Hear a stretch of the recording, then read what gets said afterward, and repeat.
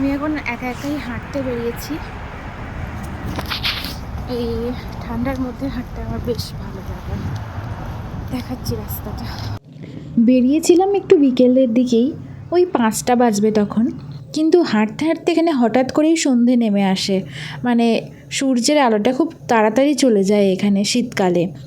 যেহেতু আমি আজকে একটু টাউনের দিকে হাঁটতে গেছিলাম, মানে আমরা যেখানে থাকি সেটা একটা সিটি, তো এবার আমি ওই মেন বাজারের দিকে একটু হাঁটতে বেরিয়েছিলাম। তাই অনেক জায়গায় এখানে সিগন্যাল আছে, আর এই সিগন্যালগুলোতে কিন্তু এই যে হাত চিহ্নটা ছিল দেখালাম, ওটা ছাড়া কিন্তু পেরোনো যায় না। একদিকে কিন্তু সুবিধা, যেমন ধরুন যারা রাস্তা পেরোতে পারে না তারা কিন্তু এই সিগন্যালের মাধ্যমে সহজেই পেরিয়ে যেতে পারবে। এই যে রাস্তার চারিদিকে রয়েছে এই হাত সাইনগুলো, মানে এপার থেকে হওয়ার জন্য ওপারে যাওয়ার জন্য কিন্তু আমাকে ওই হাঁটার সাইনটা দেবে। এই যে দিয়েছে দেখতে পাচ্ছেন সাদা রঙের, তো এই হাঁটার সাইনটা দিয়েছে এবং আমার কাছে টাইম আছে ছোট রাস্তা বলে 10 সেকেন্ড।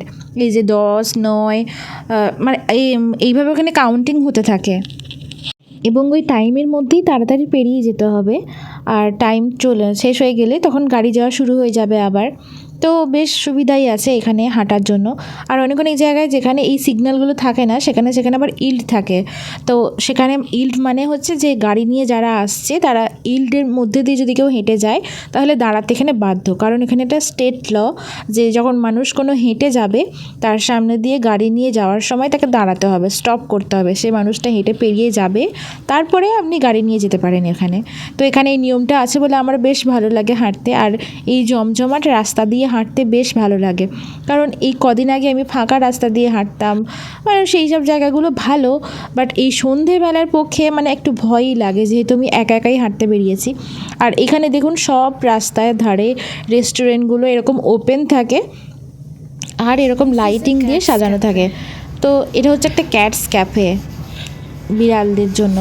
তো এখানে বিড়াল মানুষ কিনে নিয়ে যেতেও পারে, আবার এখানে বিড়ালদের সাথে যারা বিড়ালকে আদর করতে ভালোবাসে বিড়ালের সাথে গিয়ে ওখানে একটু সময় কাটাতেও পারে। এই যে দেখুন রাস্তায় কি সুন্দর গাছগুলো লাল রং হয়ে গেছে, আর আস্তে আস্তে পাতাগুলো কিন্তু ঝরেও যাচ্ছে। এই গাছটার কালারটা কিন্তু খুব সুন্দর লাগছিল। খুব সুন্দর মিউজিকও বাজায় এখানে রেস্টুরেন্টগুলোর ধারে, দেখুন দেখাচ্ছি।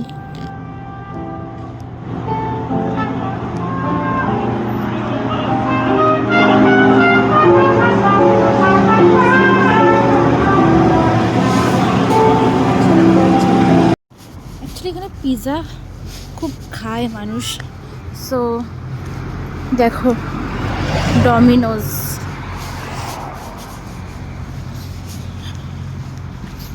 এই যে ডমিনোজের পিৎজা, তার সামনে দিয়ে আমি এখন যাচ্ছি হেঁটে হেঁটে। অ্যাকচুয়ালি আজকে একটু বেশি রাত হয়ে গেছে, বাট এই লাইটিং, গাড়ি, লোকজনের মাঝ দিয়ে হাঁটতে ঠান্ডা ঠান্ডা ওয়েদারে বেশ ভালো লাগছে। বাসও চলে গেল একটা। আমেরিকায় আসার পর আমি একটা জিনিস এখানে লক্ষ্য করেছি যে এখানে যে কোনো শপে বলুন যেটা বন্ধ হয়ে গেছে সন্ধ্যের পর, সেখানে কিন্তু এরকম লাইট জ্বলে, মানে আপনি দূর থেকে দেখে বুঝতেই পারবেন না যে এটা খোলা আছে না বন্ধ হয়ে গেছে, এবং সামনে থেকে গিয়ে তখন ফিরে আসতে হবে। এখানে সব জায়গাতেই কিন্তু এখানে ধরুন কোনো শপ বন্ধ হয়ে গেছে রাতের বেলায়, কিন্তু লাইট কিন্তু জ্বালা থাকে সব সময়।